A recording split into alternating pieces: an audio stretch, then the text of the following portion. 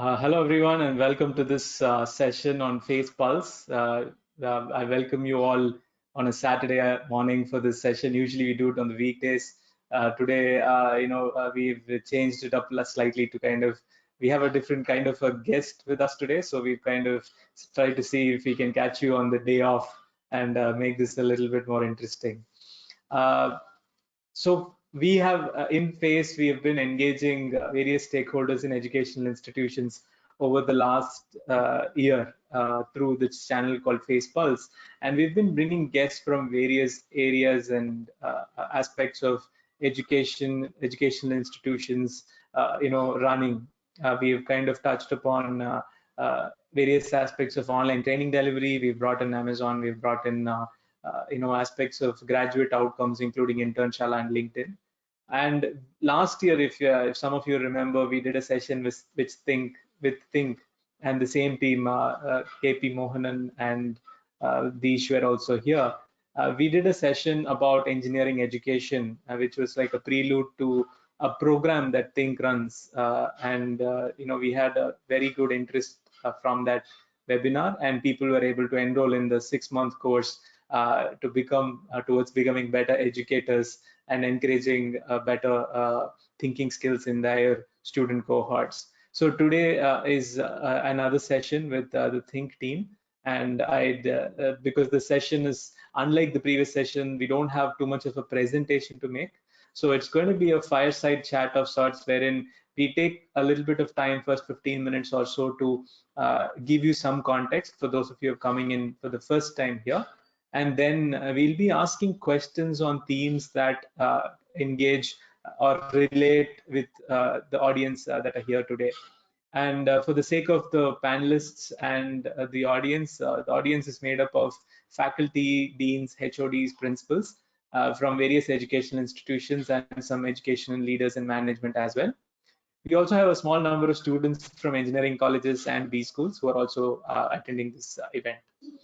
First of all, I'd like to thank KP Mohanan and Vaidishwaran for making this session possible and being part of this to kind of help our audiences gain the insights into why critical thinking is important in engineering education.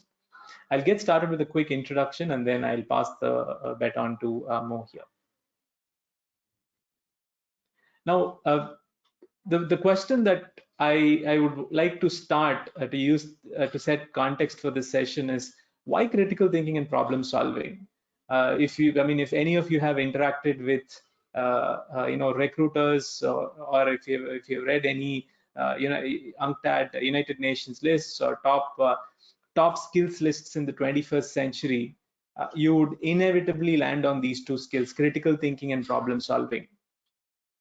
Critical thinking is a skill that's so important. It is being talked about a lot across various aspects of a student's journey. But in India, critical thinking is not even taught in schools. From year 1 to year 12, critical thinking is never taught in schools, or not a proper part of curriculum anywhere. Yet critical thinking is expected from students, especially those who complete engineering or business degrees in India. Whereas problem solving has been constantly drummed up as an important skill, and it is also taught in a very organized manner in institutions here. But it takes two distinct forms. One is a test prep form. You to clear a test, to come out on top, you need to be a good problem solver, right? And one of the largest recruiters in India for graduate talent being the IT space, problem solving is a key skill, and hence problem solving is encouraged in engineering institutions and business schools. Now, while it is encouraged, we always see it as an outcome-oriented thing, and we kind of try to help. Okay, if you pick up problem solving, you get this, right? But still, critical thinking is not recognized as much. People don't understand quite how much critical thinking is important. How do you actually encourage critical thinking among students? So these are areas which we hope to address today. And we hope you are able to take this and pass it on to your students and enable an ecosystem where critical thinking and problem solving can thrive. About ThinQ, ThinQ is founded by Professor KP Mohanan. He's a retired professor from ISER Pune, and his wife Tara Mohanan. They are renowned linguists in this renowned academics in the field of linguistics, and they have created this, I would say, a collaborative or a collective where they have a huge team of like-minded individuals who come together to encourage critical thinking among participants, among educational institutions, right from school to college, and also people who are outside of this purview of education system itself. Critical thinking is important generally for life itself. And Think as an organization seeks to enable that across the board in India. And we are great. We are honored to have the Think team with us today for this webinar. So I'll now introduce the speakers for today before I pass the baton. KP Mohanan is the co-founder of Think, and he's an internationally well-known theoretical linguist with the passion for education. And he gained a PhD from MIT in 1982, and he taught at University of Texas at Austin, MIT, Stanford University, and the National University of Singapore before joining the ISER Pune faculty in January 2011. He retired from here at the end of 2016. He has made significant contributions to linguistic theory in the areas of phonology, syntax, and morphology. Along with Tara Mohanan, he was the architect of an inquiry-oriented undergraduate program in linguistics at NUS. His more recent academic interests include scientific inquiry and the nature of academic knowledge and inquiry in general against the backdrop of human beliefs. Drawing on his experience as a researcher and educationist, he is currently preoccupied with developing learning materials to nurture the capacity for critical thinking and inquiry as a means to enhance academic intelligence of learners. Welcome, Mohanan. Thank you.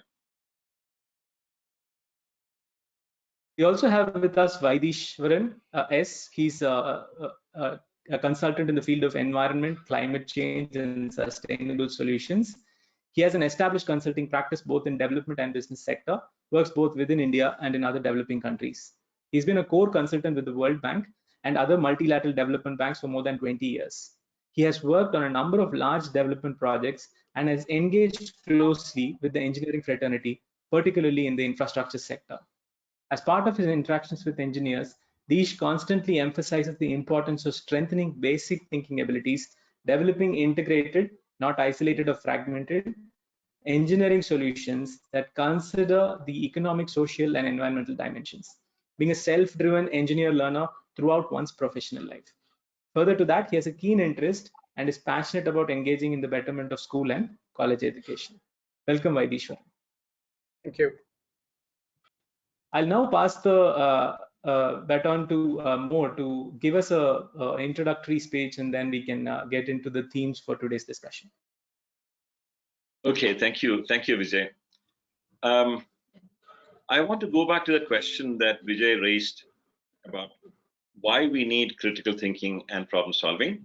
But what I would like to do is to give you a sense of what it means to say problem solving, what it means to say critical thinking, so that once we know what it is, then you can figure out for yourself why we need it or the importance of those activities. Let me begin with problem solving, which is easier because there is a sense that we all know what it means, because we get many problems in our examination, math problems, physics problems, chemistry problems, and so on. And so we associate the word problem solving with those examination questions that require you to solve problems. But now I want you to think about this for a moment. The kinds of problems that you get in examination questions, particularly the MCQs that take about 2 minutes, you have to solve those problems in 2 minutes. If you take more time, you flunk. So it gives you very little time for each problem. The kinds of problems that we find in real life outside of examinations take much more time. So for example, if you are dealing with the problem of, for example, rising crime rate in India or the COVID situation in India, this is not something that you'll be able to do in 2 minutes. There is no way. This will take, these problems will take at least a year or so. So you need a different approach to those problems. Problems which we do not know how to solve now, but we'll have to figure out after considerable thinking, discussion, and so on, how to solve later. These are the kinds of problems that you find in real life outside of your examinations, after the examinations.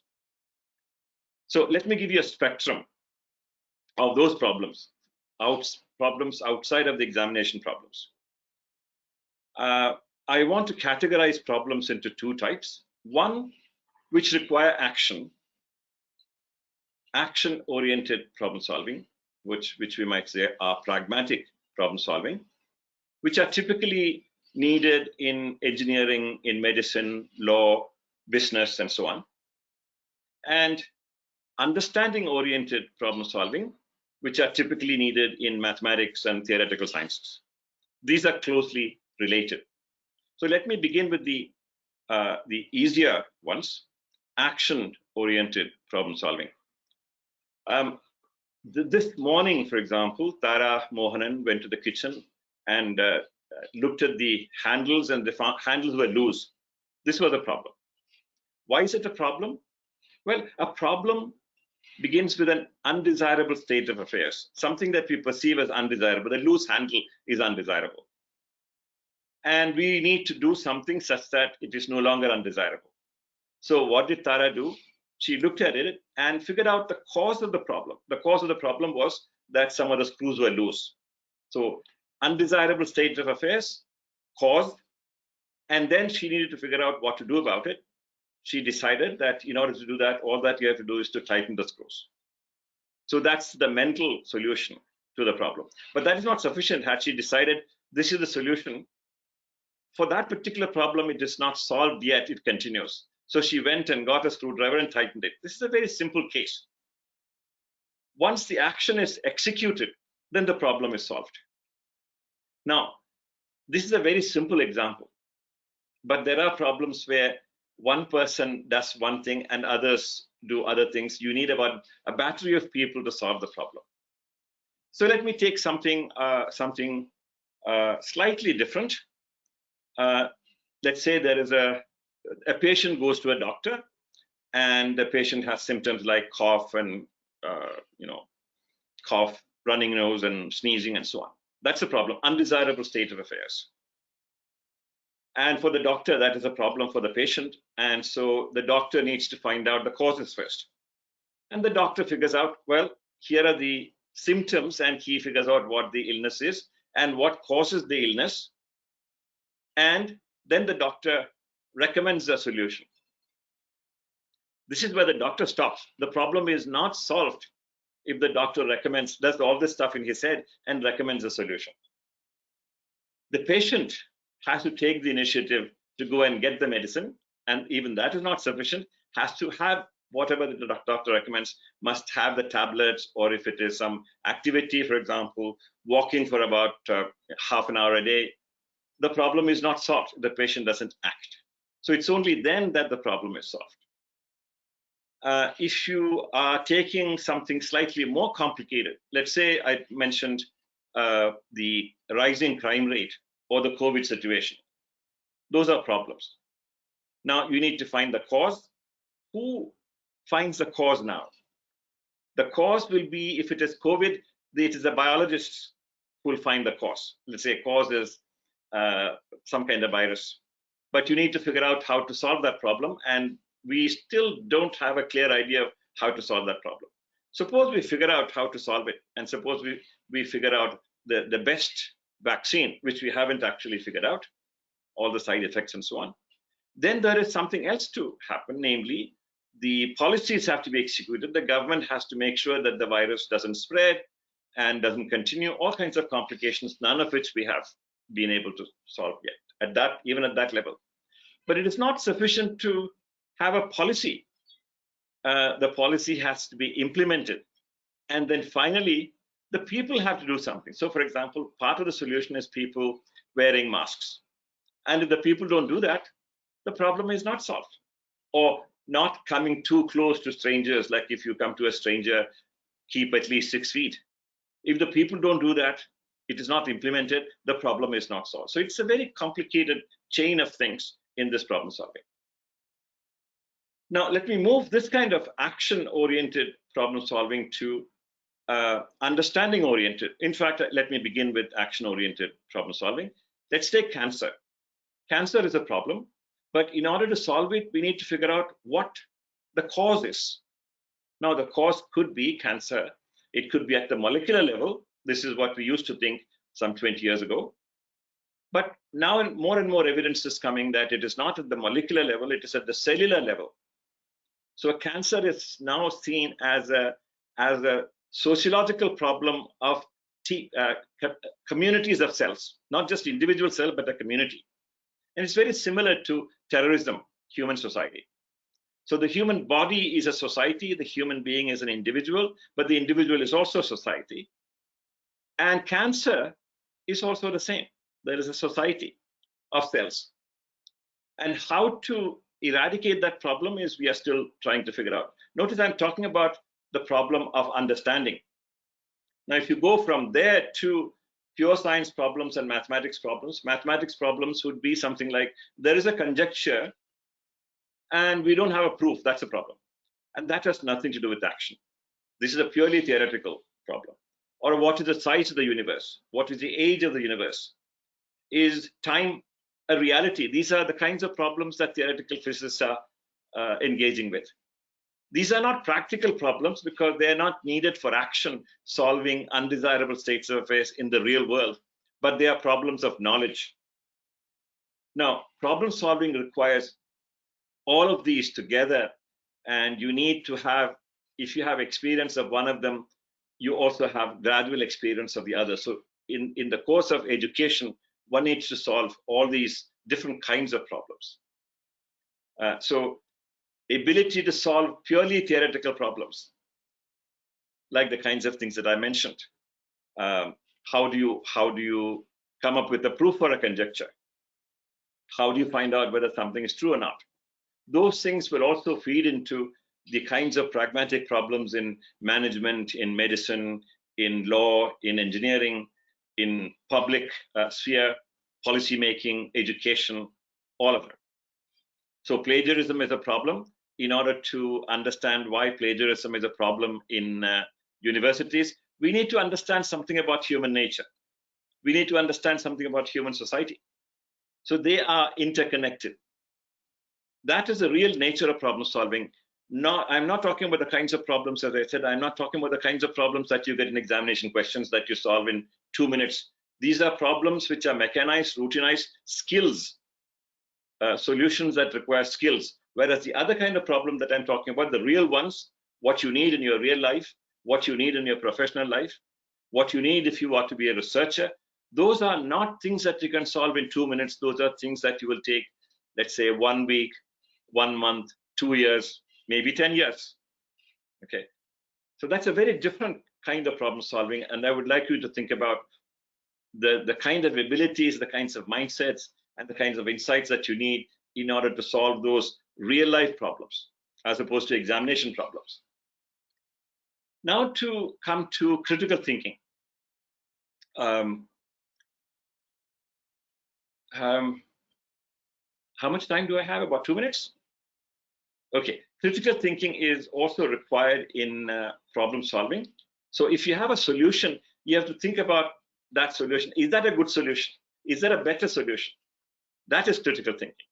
So if, for example, you go to a doctor and the doctor tells you this is what you need to do, you cannot simply accept that. In many cases, you cannot immediately blindly accept that. The doctor says, for example, you need surgery. Would you accept it blindly? No, you take a second opinion. You ask the doctor, why do I need surgery? Why don't I have alternatives? And if you're not convinced, you take second opinion. That is critical thinking. So critical thinking can be defined as assessing the merit of something. That's something that you are assessing. Could be a doctor's recommendation. It could be a product. It could be a work of art. It could be a theory. It could be a statement. It could be a book. It could be an article. All of these. In the case of research, you will be assessing the truth of a hypothesis, the truth of an assertion made by a research article or a PhD thesis. You are evaluating that. And when you're evaluating that, you'll be evaluating what is the evidence, what is the justification for that statement. So if you're critically evaluating a conjecture, you would ask, how do I know if it is true? That's critical thinking. Suppose the conjecture comes with a proof, then you evaluate the proof. You say, is that a good proof? Is that a valid proof? That is critical evaluation. Okay, and critical evaluation comes with inquiry. So problem solving, critical thinking, inquiry, all of these are closely related. And one place where all of them are needed is in research. Some of you, the students attending this, are students who would need to do some kind of research in their master's final year or in their PhD. Research requires all of these abilities. Research requires problem finding to find a research topic, then figuring out a solution, thinking critically about a solution, and looking for solutions and evaluating solutions is also inquiry. So these three things come together as a package, and there are certain mental abilities that you need in order to be a good researcher. But then exactly the same abilities are also needed in your personal life, in your professional life, and in your public life. All of these. So in other words, these are abilities and forms of habits of mind which are needed after your degree program when you get to real life, something that you will require all the time until you die. And quite often, these are not things that you learn before the examination. Go a quick time check. You can probably take 2 more minutes. Okay, thank you. Yeah, I'm almost done, so it's okay. So what I would like you to think about is whether or not these abilities that are needed in your life after the examination are actually taught during the course. The kinds of problem-solving abilities, critical thinking abilities, and inquiry abilities that are needed in your life after the examination, your professional life, your public life, your personal life, and for those who are going to do research, for your research. You would need to, if you're a student, you would need to figure out how to acquire those abilities on your own with whatever help you can get. If you're a teacher, you'll have to figure out how to help your students develop these abilities. If you are an administrator or a manager, you will have to decide how to incorporate these aspects of problem solving and critical thinking and inquiry into a curriculum. Should we have a separate course, or should it be embedded in every course that students take? These are decisions that we have to make, whether you're a student, teacher, administrator, manager, minister, it doesn't matter. These require considerable thinking. I think I'll stop somewhere there and ask, then go on to questions, discussion, and so on. Thank you, Mo, for setting up the context for today's discussion. I would like to also ask the audience to please post questions in the Q&A box so that we can take them. While you do that, I'll handle the controls to Vaidishwaran to please start with your set of questions. Yeah, thanks very much, Vijay, and thank you, Mo. It's always a challenge to present two vast topics in a matter of 10 minutes, but I think you did a very good job. Just to add a couple of things to that in the context that I'm involved in, on problem solving, one of the things that most of the engineering fraternity reckon with are standard problems for which there are standard solutions. So when they look at problem solving, when engineers look at problem solving, they look at recalling the problem that they see with the problem that they have seen elsewhere and recalling solutions that they have seen implemented elsewhere and see whether those solutions are relevant in the context that they are dealing with. That's not the kind of problem solving abilities that we are talking about here. We are talking about non-standard problems, new problems, which require fresh thinking and examining the problems, examining the solutions, and figuring out what it would be the appropriate solution in the context of those problems. When we say problem solving abilities, we're not honing the skills for you to recall standard problems and how it was solved in the past and bringing it in today's context. We're talking about having the ability to look at a problem afresh and see how to address the problem with a very clean mindset and come up with new innovative solutions. On critical thinking, the example he gave was ideally is used in decision making in today's world. In today's engineering world, you have alternative solutions, and we have to decide between the alternate solutions, and you use critical thinking there too. One other thing I'd like to add on there is when you have an opinion and you want to examine the opinion, then you'd have to look at the various reasons or the basis for your opinion, and examining the basis of that opinion is you're evaluating the basis, and that is critical thinking. Now, one of the things for you to remember, I've reckoned, I've had to deal with it in the past, so which is why I would like to share that with you. How are the two related? Problem solving and critical thinking is one is a superset, other is a subset. I would leave it by saying that it can be a superset, one can be a superset, one can be a subset, and that's really not important. You need both problem solving abilities and critical thinking abilities. Whether one is a superset or one is a subset is not a very important question to address. Moving on to some of the questions that we think would be of use to you. The first is, let's look at the centerpiece of engineering education, which is the engineering student. Now, the engineering student, as Vijay mentioned, they come in from schools where critical thinking and problem solving are not necessarily focused as abilities, right? These are things that they are not really exposed to. So when they come into an engineering college, as it is, there is a cultural change from moving from school to college. They have to reckon with academic abilities, which unfortunately we all know the school education system has got a fair degree of exam orientation and a fair degree of memorization or recall or rote memory is what the basis of a lot of school education is. Now, that's the context in which they are coming from. Let me make it a little more specific. Let's say there are two types of students. Let's say student M, who's coming into an engineering college, who is largely looking at his approach to academic learning has been through memorization techniques, right? And let's look at another student T, who's got some exposure to thinking, and which is incidental because the school education is not really directing any particular abilities of critical thinking and problem solving. Now, putting these two kind of students, the M and the T, in an engineering college, and you giving them the task of actually building their critical thinking and problem solving abilities, what would you think that the student should be doing in terms of taking this forward? And after we look at this, then we look at the other stakeholders, the teachers, and so on. But at first, let's look at it from a student perspective. What would you recommend that the student does? First a student M, and then a student T. Over to you, Mo.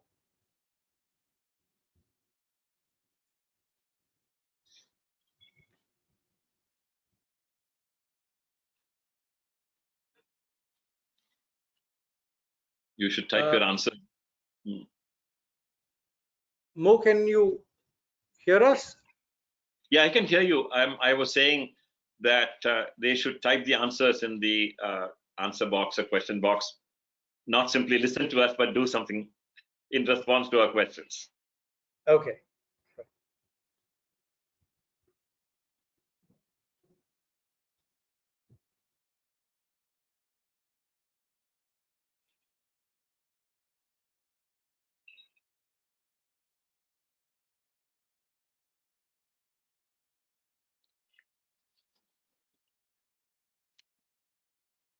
We've gotten some questions from the audience, Dish.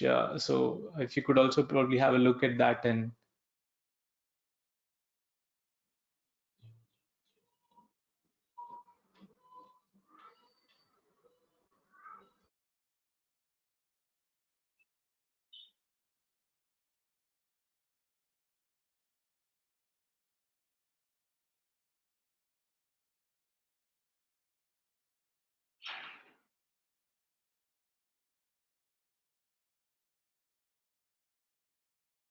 Dish, I You're can't on hear you. mute.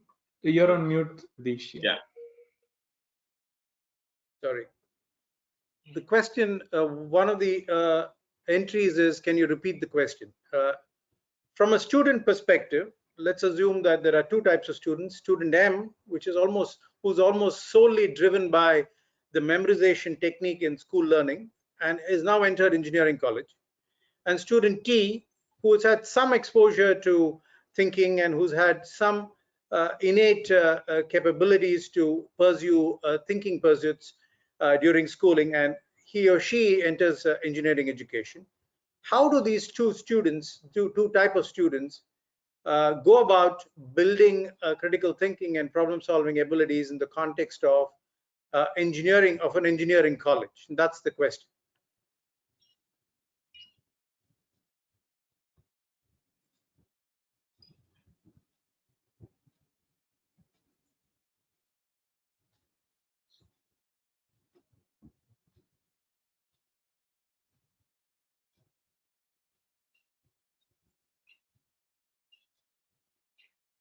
Right.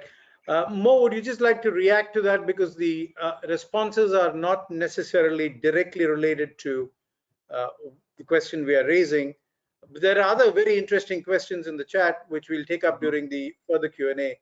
But could you put yourself in the shoes of an M and a T and give us an idea how you would go about it if you were in their position in the context of an engineering college? Yeah, what I would recommend is that the two types of people, not necessarily just two people, maybe let's assume there are about 2 or 3 or 4 people forming a team, and they will have to figure out how to educate themselves in problem solving in the real world.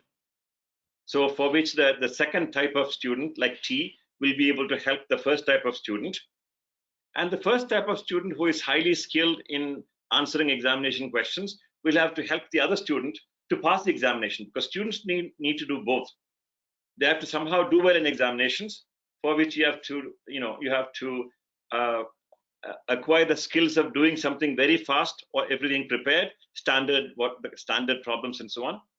That is necessary, but that is not sufficient. So these two types of students can come together as teams and engage in peer learning. They can help each other so that by the time the exams are over, they are prepared for exams. They're also prepared for the world, both. But this they'll have to figure out, and they'll have to figure out by looking at the thinking processes outside of the education system. So they will find many things on YouTube. They'll find many things written in various books. They'll have to access those things. And they will also have to learn techniques of answering examination questions fairly fast. Both are needed. So they have to juggle with these two demands simultaneously. It's not going to be easy. Right.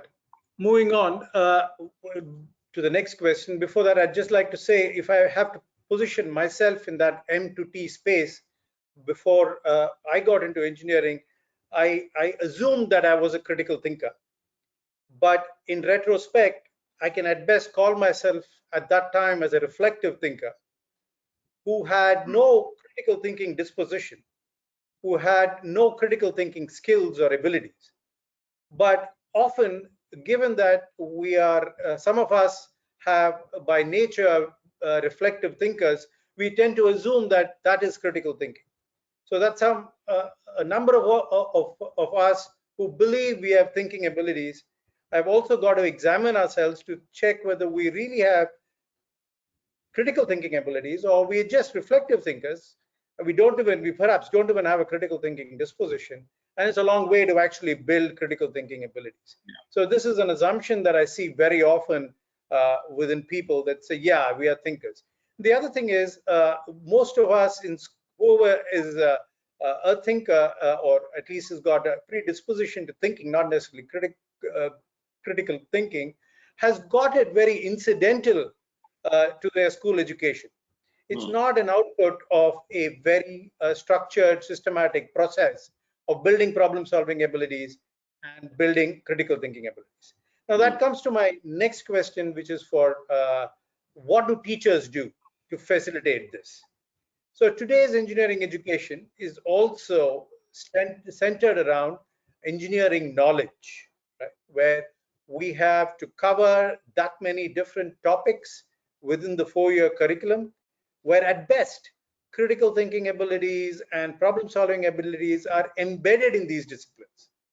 So here we have teachers who have to raise their bar, meet the challenge of trying to build problem solving and critical thinking abilities in their student, given the situation that they are caught in. And also, I must say that most of the teachers themselves may not have had structured critical thinking abilities or problem solving abilities facilitated in their own learning. So they have two disadvantages, so to speak. One is they themselves have not been a product of that kind of learning, and second, they have so many topics to cover in the limited time that they have given, 4 years for a typical engineering engineering curriculum. So what would your comment be more on that? Over to you. Well, I would begin by saying that teachers also have to be learners. So the first step is to learn how to think critically, how to solve problems that require thinking, how to become inquirers, and so on. And so that's a lifelong journey. So the teacher will have to dedicate part of his life to learning how to become an inquirer, how to become a critical thinker, how to become a problem solver of non-standard problems. Okay, let's assume that the teacher figures out some ways of doing it. So for example, the course that we are offering, Inquiry and Integration in Education, is a course of that type. So let's say the teacher joins that course and gradually learns how to think. The other problem is, let's say the teacher has learned how to think to some extent, rudimentary level. How do you help your students to become thinkers? Well, for that you have to portion your time, dedicate part of your time to help students do well in the exams, and dedicate the remaining part to the kinds of things which are important in their life later. Not dedicate the entire time for examinations or knowledge transmission. In fact, for knowledge transmission now, I don't think we need teachers, because let me take an example. Take classical mechanics, okay, in the first year undergraduate level. You don't need a teacher in an engineering college or a university to teach that stuff, because all that you need to do is to say, there is a course on classical mechanics taught by Walter Lewin at MIT. Go learn that stuff. You don't need for a teacher to sit and stand in the classroom and lecture to students. What the MIT professor Walter Lewin cannot do is to answer the student questions or ask questions, interact with the students. So the lecturing will be done by these video courses, whether it is Walter Lewin, or there are a number of excellent courses which are available, whatever the subject, whether it is classical mechanics or learning theory or AI or biology, doesn't matter. You have them on the web. So we can spend our time on interacting with students, setting them tasks and helping them engage with those tasks. So the teacher's role is changed, okay? And that way you can take part of the time for critical thinking as well. So for example, take a course offered by Stanford Professor Sapolsky on human behavior, the biology of human behavior. That is a course that gives you not only information, but also excellent ideas and teaches you how to think as part of that course. So if you are a biology professor, then ask the students to learn from Robert Sapolsky, and use the classroom opportunities to help students work through challenging tasks, not the mechanical standard task, but challenging tasks of the kind that Sapolsky is giving you. That will change the nature of education profoundly. Thanks very much. I think we have addressed the student perspective, the teacher perspective, given the limitation of time. Now let me hand it over to Vijay to bring up the management perspective, which we should examine to see what the challenges are and how they will be able to overcome it. Over to Vijay. Thank you, Dish. So we have been interacting with the college management, and there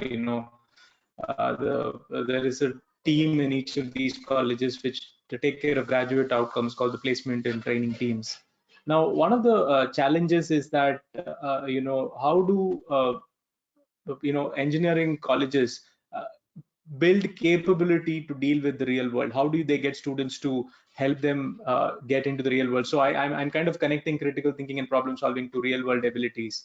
How do we, how do engineering colleges enable inputs from diverse fields apart from just say the 5 courses they might have in student learning? Okay, thank you, Vijay. You mentioned placement as an outcome. Notice that is different from examinations. You might be able to do well in examinations, but you may not be able to get your Right. first job. But actually, even that first job is not sufficient. So let me tell you about some research that I did with the CEOs in Singapore. I talked to many of them and asked them 2 questions. What kinds of graduates, university graduates from NUS would you hire?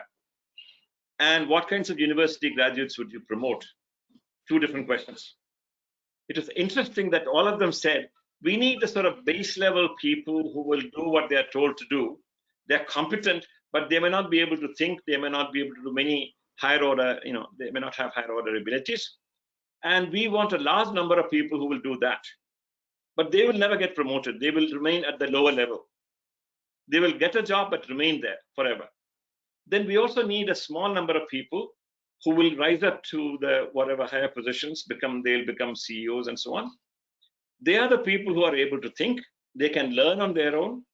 They can solve problems. They can engage in a discussion in a team. They can come up with the proposals.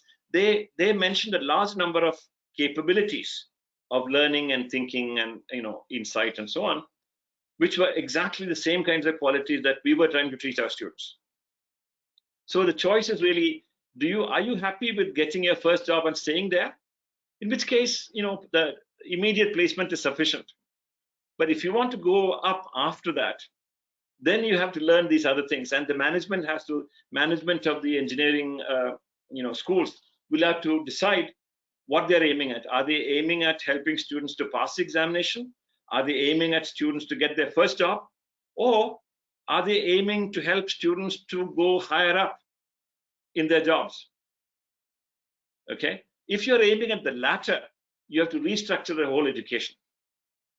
There is no other way. Otherwise, you are actually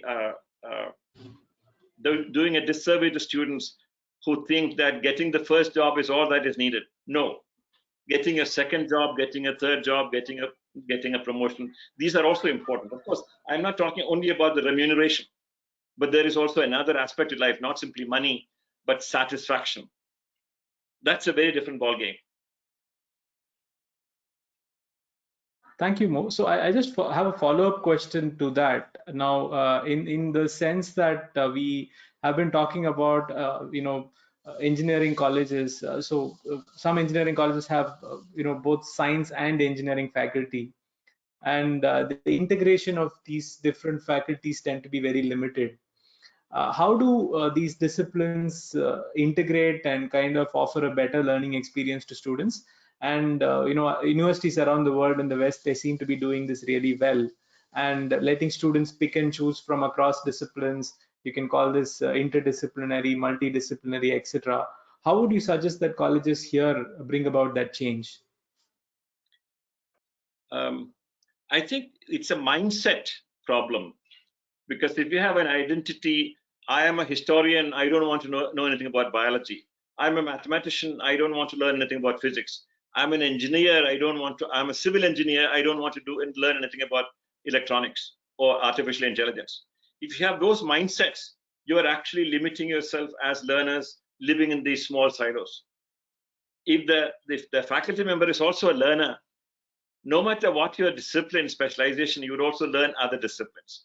So you will be multidisciplinary, and you'll be interacting with members of other faculties, other departments and schools and so on.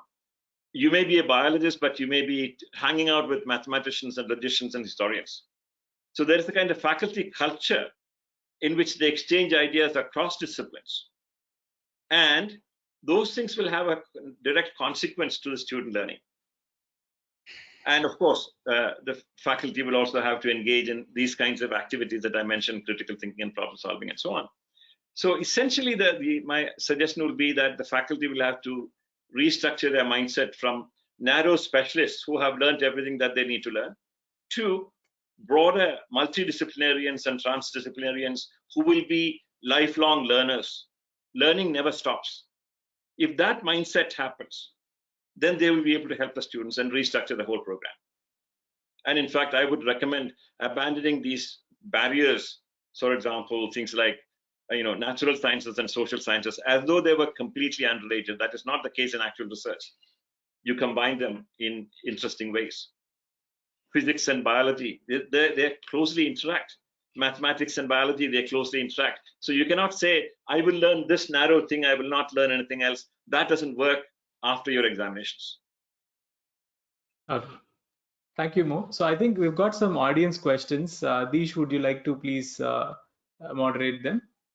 Yeah, I would, but do you just want to put the IIE brochure now before we move on to that? Yeah, sure. If you can probably set some context and take the audience questions, please. Perfect. Yeah. What you would think, you moved on to the second slide. Is it? Isn't that an early slide?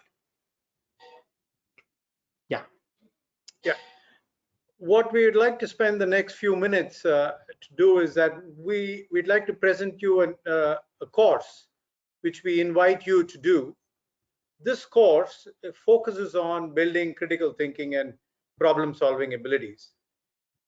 We invite you to join this course. We are, as ThinQ as a team, are strong on thinking abilities, building thinking abilities. You have the engineering education context.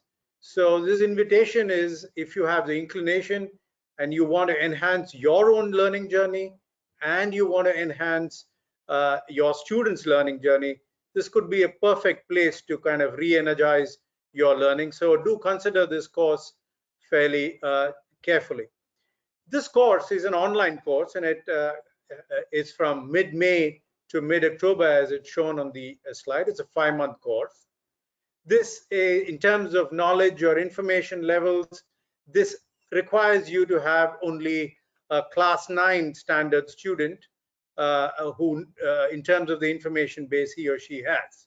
It is therefore not an advanced course. However, it goes deep into the basics. So all of us assume that we know the basics very well. So what this course does is that looks at the basics and explores as to elements of the basics that you may just have missed out, right? By doing that, it strengthens the foundations and helps you further build the superstructure.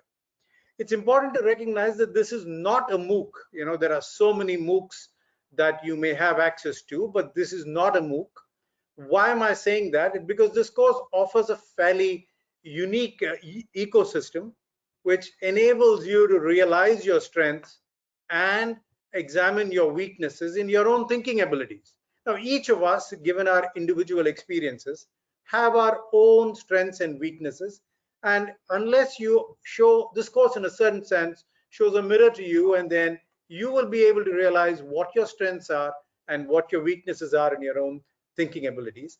And this course, the facilitators offer you fairly detailed feedback, which will strike you at an individual level, and that will enable you to learn and to strengthen your own thinking abilities.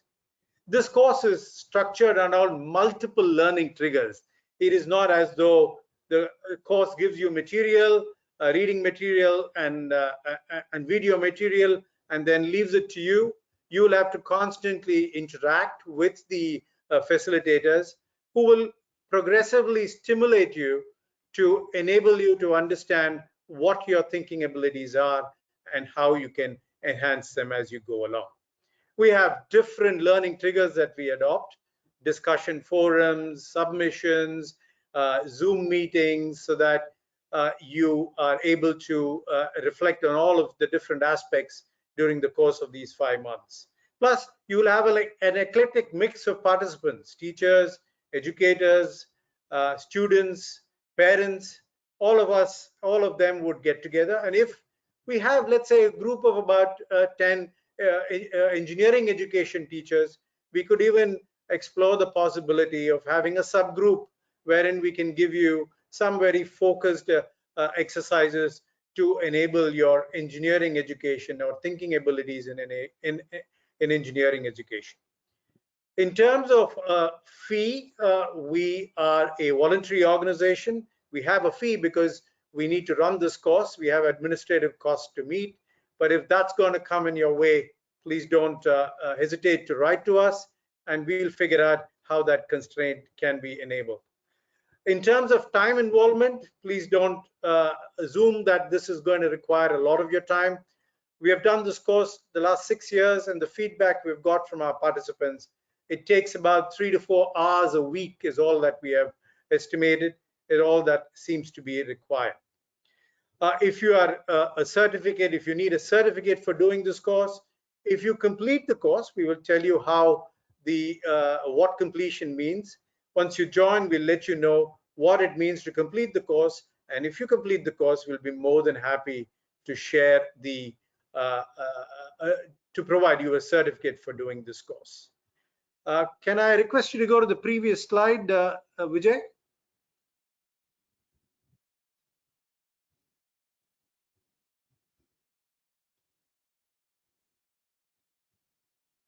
Okay, so I'm not going to go through all of this in detail. It gives you an idea about the kind of abilities that can be expected when you actually do this course. As I mentioned, there are people from various walks of life who do this course, and you don't have to be a specialist in any particular discipline. Being very multidisciplinary in perspective, we will draw on your discipline knowledge to enable or facilitate cohort level learning. So this is something that you could look forward to. If you are a teacher, you can examine how your current style of teaching and how you would like to incrementally and transformationally improve your teaching abilities. If you're a student, let's say you're a student from a business school, you're going to get out there and examine real world business problems, then you will be able to look at what are the abilities that are relevant for problem solving in a business context sense, as well as what are the critical thinking abilities relevant in a decision making sense. So it's relevant to you as well. So we urge you to do the course and see the foundations of your thinking abilities being enhanced during the course as we go along. We hope that this will lead you on to become creative thinkers as well as critical thinkers as we go along. We also request a favor of you in case you know somebody who's curious, who's interested, then please refer this course to them, because we are looking for a good cohort which would learn the course, will learn from the course and build their thinking abilities as they go along. So if you know some others who are perhaps not on this webinar today who might benefit, so please feel free to inform them about the course. We have a few testimonial slides. I won't go into them in detail, but I'll just highlight a few points from them. Can we have the testimonial slides, please? Yes. This is a testimonial from, one sec, my screen has disappeared. Yeah. This is a testimony from Karthik, who is a senior VP at Ashok Leyland. He's also chosen to become the professor of practice in IIT Madras. He has had a chance to interact with the ThinQ team. He is deeply concerned about the quality of engineering education and how it can be enhanced so that the technology and engineering industry in this country can be globally competitive. He sees that Europe is taking to critical thinking in higher education, higher engineering education seriously, and he sees value in ThinQ's efforts and through this particular course in particular to enhance the engineering fraternity in this country. Next. We have another testimonial from Lakshmi. She works in Tiger Analytics. She's a vice president there. Apart from working in Tiger Analytics, she also is a technology creator. She has a number of patents to her name. She was a student of the IIE about 3 years ago, and she says the differentiator, the essential, the generalizability of skills across various problem types, a differentiator that helps me work across industries and clients alike. Having done this course, she says she's got the basic foundational abilities to be able to move across across different disciplines easily. As you're probably aware, in data analytics, you're often having to deal with chemical engineering problems, industrial engineering problems, and recycling problems. So she's having to deal with a variety of sectors, and she says this course has helped her navigate through various disciplines. Next, please. Then you have Vignesh, who was a part of the first IIE course that was done in 2015. He says it's an essential attribute of an engineer. This is obviously something that he missed during his own undergraduate and postgraduate education, but now he's joined the teaching profession in an engineering college, and he is very keen to develop the critical thinking abilities in his students. And it helped him understand how knowledge in general is constructed and how it can be used as a basis for helping students embark on creating new knowledge and problems and so on. So he has benefited a great deal. Next. We have Yadu. He says, throughout my career, critical thinking for solving a problem was not a priority to me. When I encountered challenges as a part of my software development work, my first reaction was to research the web for similar problems, hoping to find a solution. This is the unfortunate reality in the software world today. We believe that all problems have been exist, so we can copy paste what the problems are, we can copy paste what the solutions are, and therefore we really are not building our capacity to be able to go deeper to understand the problem. However, after IIE, he started focusing deeper, inquiring deeper to understand all aspects of problems and building his knowledge in the process of finding a solution. Last. Yeah, we have Saili, who says engineering is all about problem solving. IIE helped her look at the entire process of problem solving in a new light. Right from carefully observing the system at hand, articulating the problem, evaluating critically existing explanations, the solutions, the models, systematically experimenting with each of those variables, and rigorously testing one's own solutions for inconsistency. So it's some sense of self-examination is something that she has greatly benefited from. I'm sure those of you who choose to sign up this course will have your own testimonials to offer in the days to come. Vijay, can we close this and move on to the questions? Thanks. So let me move on to some of the questions that we have got. We have a question from Bhaskar and Venkatraman. It goes, is critical thinking skill something one is born with, or is something that could be acquired? If it is something to be acquired, what are the ways in which this could be acquired by a student? How can we improve our critical thinking skills? This is the standard nurture versus nature question, Mo. Would you like to throw a comment on that? Yeah, the answer is both. Most of us have some ability to paint, but that doesn't mean they're accomplished painters. You have to go learn from accomplished painters. That applies to math. Most of us have some basic ability for mathematics, everything. And then we have to learn it too. So the answer to the second question, how do you learn it, is here. That's a course that you have to take. I don't think there is another course that exists that combines inquiry abilities, critical thinking abilities, and problem solving abilities in the way that this course offers.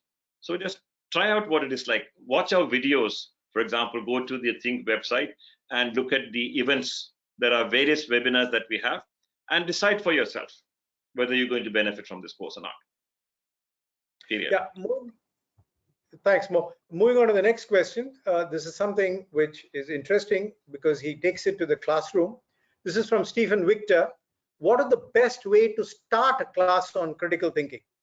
And what would be the metrics on which critical thinking can be evaluated? One is a classroom question. The other is an evaluation question. So in terms of starting critical thinking, your comment, Mo. Starting critical thinking in a classroom depends upon what kinds of things students would be excited by. You have to know your students.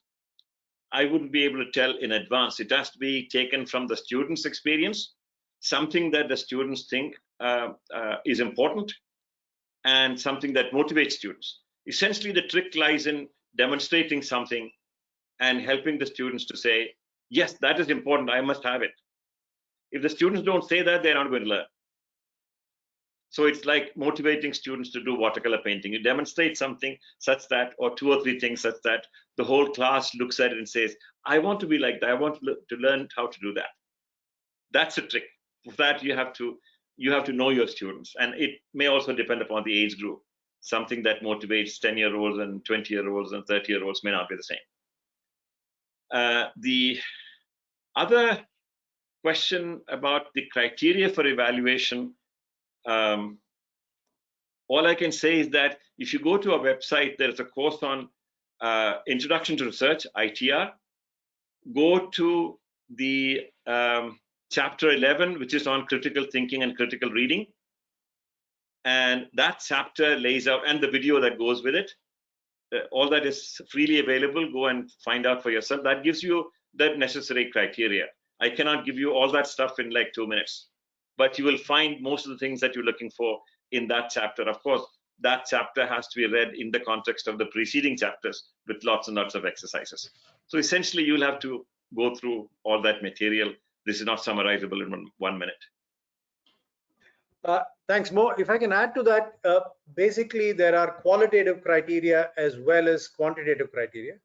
It is not trivial to develop criteria, particularly the quantitative criteria, for evaluating or as a metric for determining the effectiveness of your session, or even determining how good a critical thinker your student has become. This is something that evolves with time in the context that you are administering the critical thinking classes and the kind of students that you have. But this is a path well worth pursuing. So this is something that needs to be done once you engage in critical thinking sessions. There's another question from PS Venkat Ramanu. Does critical thinking ability depend on the depth of knowledge one has? Over to Mo. To some extent, yes.